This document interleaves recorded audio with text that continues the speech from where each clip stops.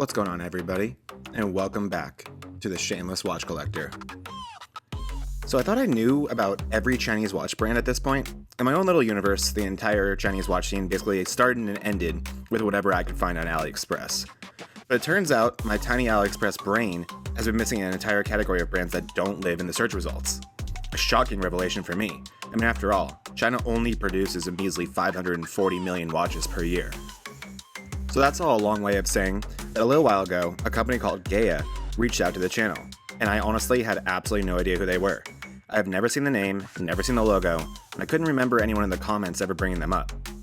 I went to their site thinking there was a good chance it would just be another random logo shipped on catalog watches, and that's not at all what I found.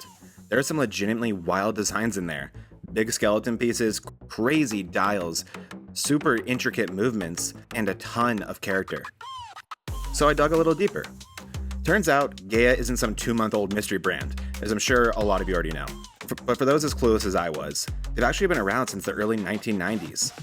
They're based in Shenzhen, China, and build a lot of their stuff in-house. GEYA seems to sit in this weird, unique corner of the watch world, where they're way more serious than a lot of AliExpress brands, but still very much doing their own, slightly unhinged thing. In this video, we're going to deep dive into something that feels familiar: Chinese steel, loud skeleton, and that recognizable case shape, but also totally new, or at least for me, a quality Chinese watch brand that you cannot find on AliExpress. We'll start with the full unboxing so you can see the absolutely insane presentation this watch showed up in, and then I'll give you an in-depth review that I recorded about a week after wearing it heavily. So, without further ado, let's get into it.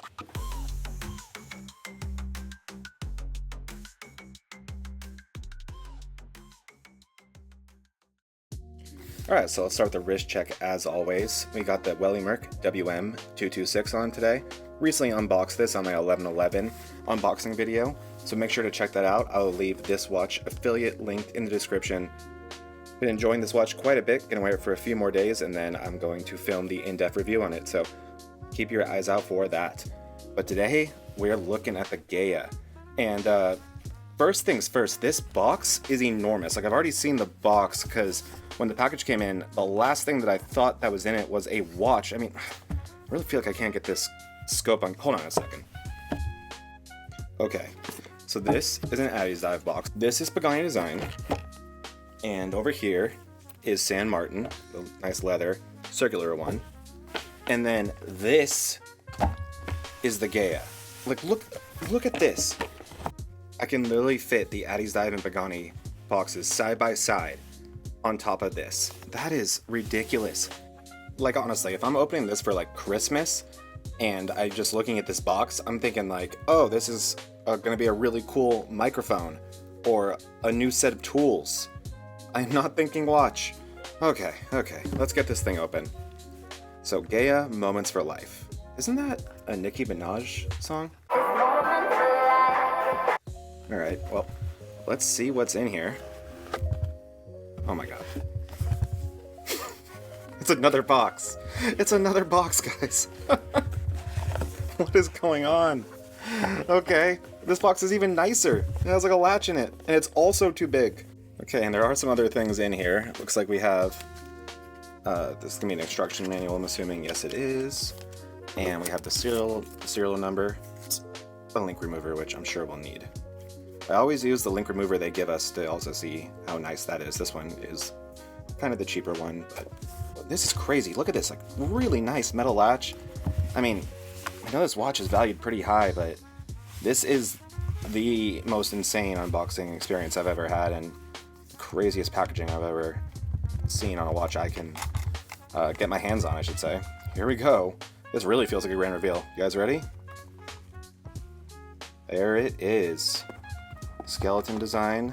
We'll go over the movement during the review, very in depth. Right now we'll just unbox it, get it on wrist, and talk a little bit about it. As always, let's get the plastic off this, and then we'll get a better look at it. Okay, so I got all the plastic off, and yeah, this is a pretty beautiful watch.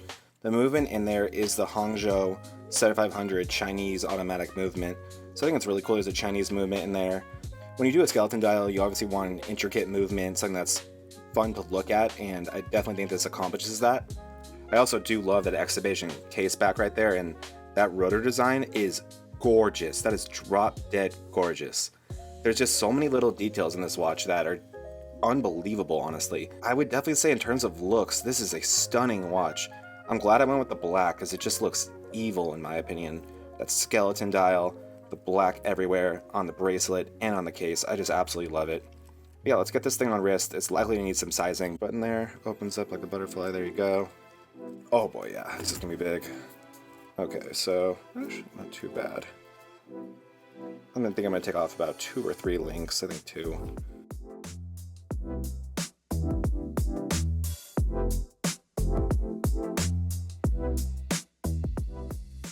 All right, so it was just 2 links, and let's get this thing on wrist.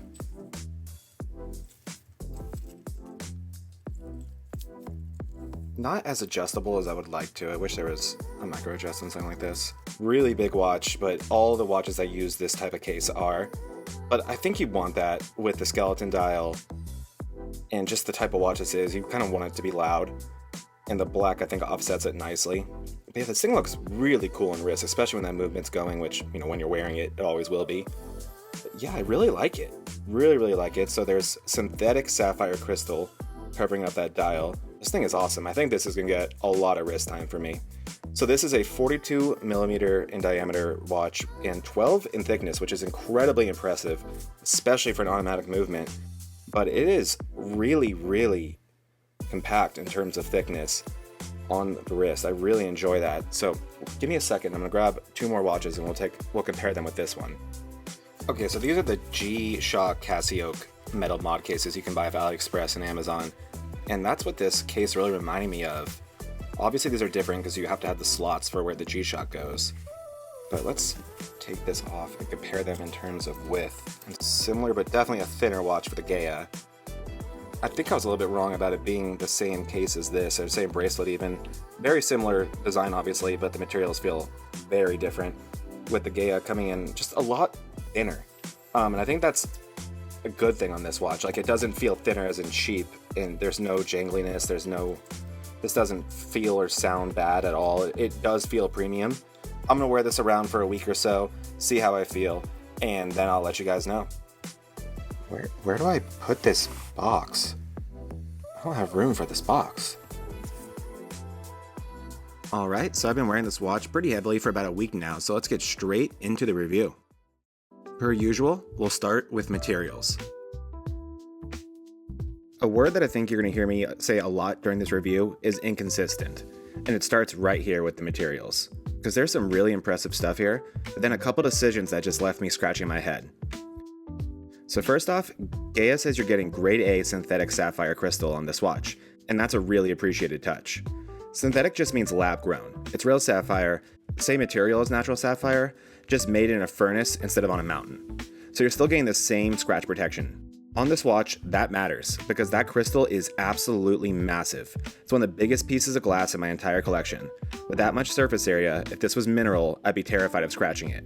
Having proper sapphire here gives you a lot of peace of mind. Now let's talk case and bracelet, because this is one of the things that got me interested in this watch in the first place. If you've ever seen the metal Casio cases and bracelets on AliExpress or Amazon, or even the AP style cases that brands like Podagar use, this is going to look familiar. Maybe even concerningly familiar?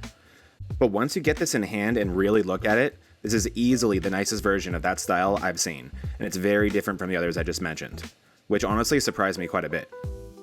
This bracelet isn't sharp, it's noticeably thinner and more refined than the conversion kits, and the clasp is totally different from both of those.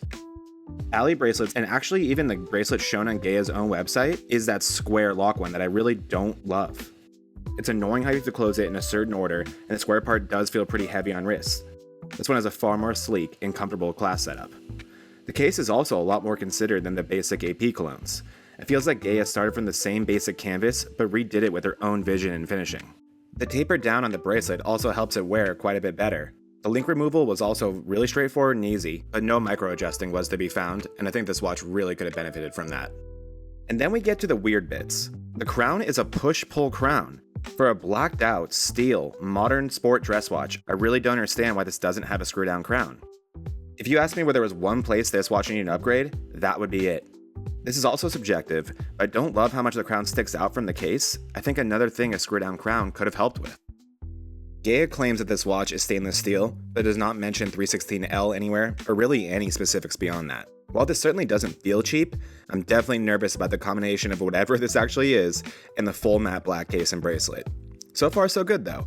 I'm a clumsy person, and I've already smacked this watch against a few things, and it's yet to show any damage. And finally, the box. The freaking box. This is, without exaggeration, one of the biggest watch boxes I've ever seen, and one that dwarfs anything in my personal collection.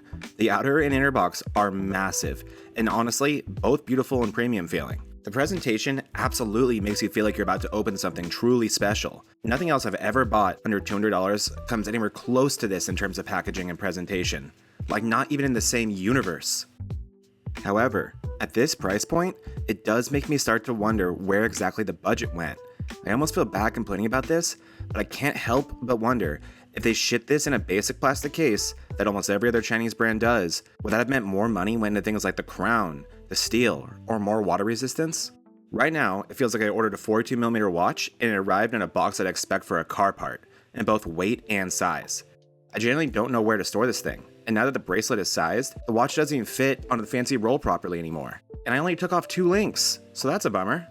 So, to wrap up materials, and I promise this is the lengthiest section, there's a lot to love here. You have the synthetic sapphire, a great feeling case and bracelet, and that beautiful flat black finish. But then there's some very inconsistent choices. But hey, I can tell you this, if you're the type of person who buys watches just for their boxes, I don't think you're gonna find better value on the entire planet.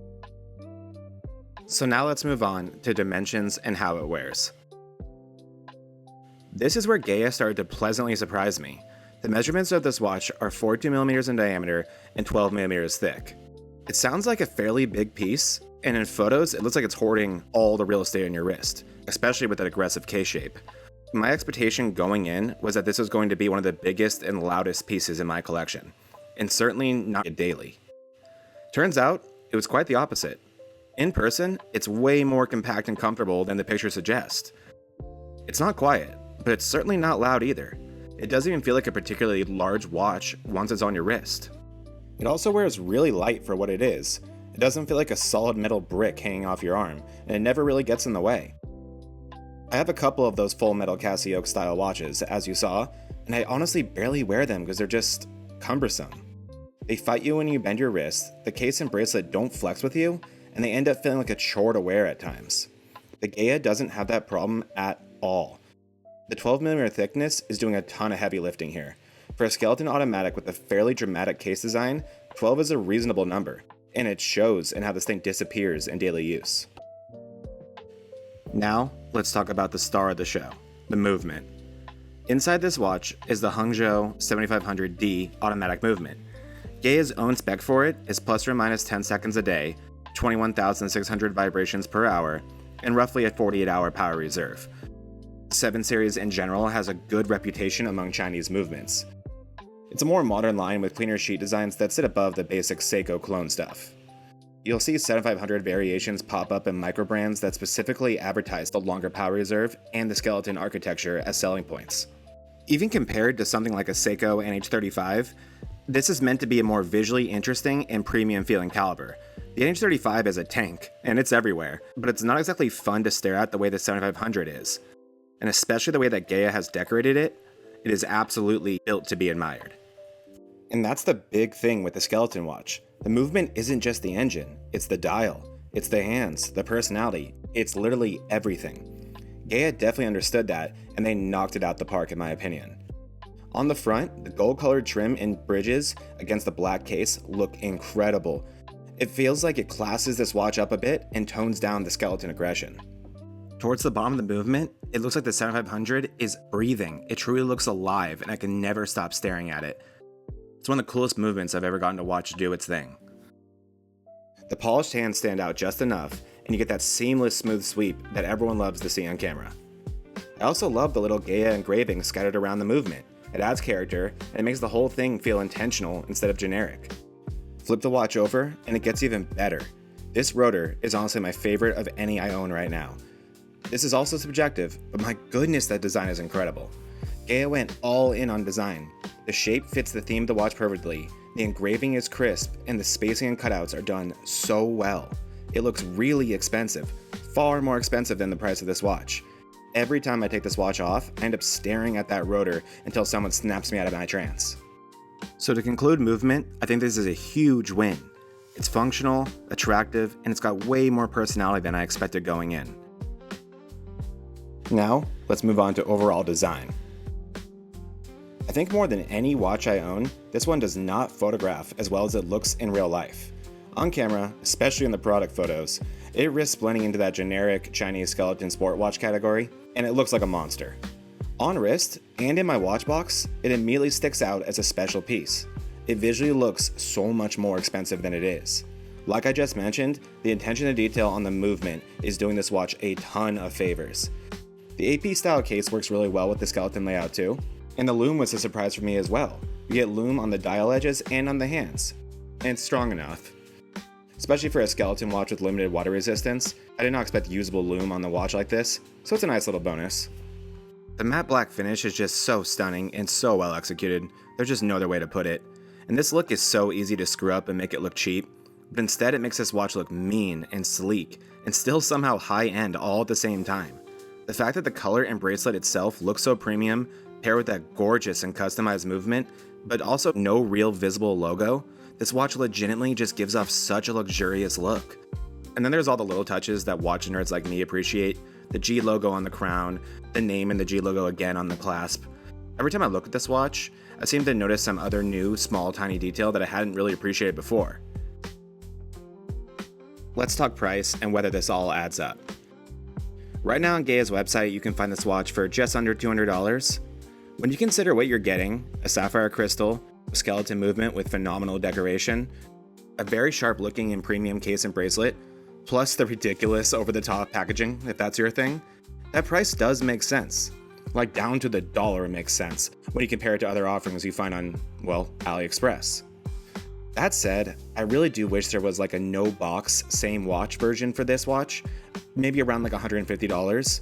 I generally have no idea where to put this giant box. It looks great, but it feels like a budget line item that could have gone towards upgrades in other areas, you know, like the watch. I can forgive the nitpicks I've had today if this watch was slightly less expensive. However, that is certainly not to say this watch isn't worth it at this price point. I understand their justification and what they're asking because the attention to detail is clearly there, and it's impressive. You can feel the passion for design and owner enjoyment in this watch. The materials and craftsmanship are there. They clearly took pride in design, both front and back. And as the first skeleton watch in my collection, I am really happy with it. Alright, so let's wrap it all up and give this watch a final grade. I'll make this quick since I think you guys will know how I arrived to this. The grade is a B+, and it's closer to an A- than it is to just a flat out B. I overall love this watch. It's gorgeous, it's fun, it wears way better than it looks online, and the movement and rotor are absolutely premium and worth admiring. Like I said, there's a few things I would definitely improve upon, but overall exceeded my expectations. So I can't say really too much bad about it. If this dial speaks to you and you're a big skeleton fan, I think this is one of the better ones out there, especially at the price point. However, if you're a specs nerd that buys watches mostly because of what's inside them, this one might not check enough boxes. And that doesn't mean that this is a bad watch. And I think that kind of is the beautiful thing about watch collecting. And I think this watch does do what it needs to in terms of making itself worth its asking price for the right collector. I think it's just a matter of if you're that collector or not. I want to thank GEYA for reaching out to the channel and giving us this watch and giving us the opportunity to review it and to learn something new about the Chinese watch community. This watch was given to the channel for free, but I think as you guys saw in this video, it did not affect my opinion at all, but I do want to give that gratitude to GEYA. You can purchase this watch with the link in the description below, plus their insane catalog of just ridiculous complications, movements, dials, things that I genuinely think you probably have never seen before. This is really an interesting company, and I'm excited to be bringing them to the channel. But for now, Shameless Watch Collector, signing off. And always remember, it's not that serious.